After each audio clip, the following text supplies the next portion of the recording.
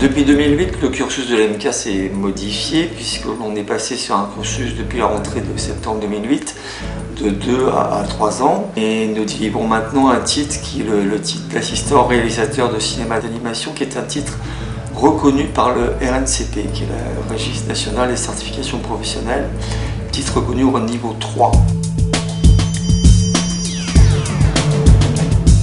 L'exercice consiste à intégrer dans un plan réel en fait une photo ou une vidéo, un élément qui est en 3D. Donc, ce que moi je vais faire, c'est d'intégrer un pingouin comme animal de compagnie dans ma vie. On n'est pas dans une compétition avec les autres écoles, on est dans un tissu en fait de complémentarité. L'EMCA a conquis une légitimité, c'est-à-dire que très tôt, elle a été considérée comme représentative de l'enseignement de l'animation en France. Au sein des écoles, les moyens de développer une créativité d'une manière passionnelle, mais en même temps l'acquisition d'un savoir-faire et l'infrastructure autour. Pour toucher à toutes les couches du métier d'animateur, on peut varier de storyboarder à animateur et dans l'idéal réalisateur à la fin. En fait. Bon, on travaille sur Flash, After Effects, on essaie de devenir de grands animateurs. Franchement c'est bien, venez. ouais, bouger, essayer d'aller à l'étranger, ça peut être intéressant.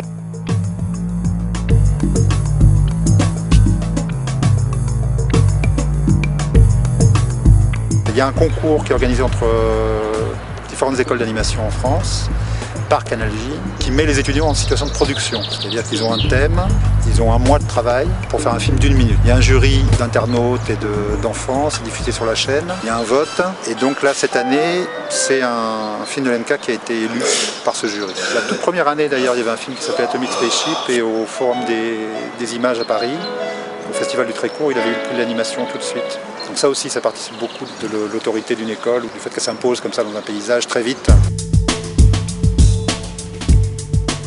Au niveau du recrutement, celui-ci se fait au niveau national, voire international, puisqu'au niveau de la France, on touche 21 régions de France, et international, parce qu'on a des étudiants qui viennent des pays d'Asie, qui viennent d'Europe, qui viennent d'aller partout. Au niveau des taux de placement, nous avons entre 95 et 97% de taux de placement, avec 40% des jeunes qui restent sur le bassin d'Angoulême. Oui.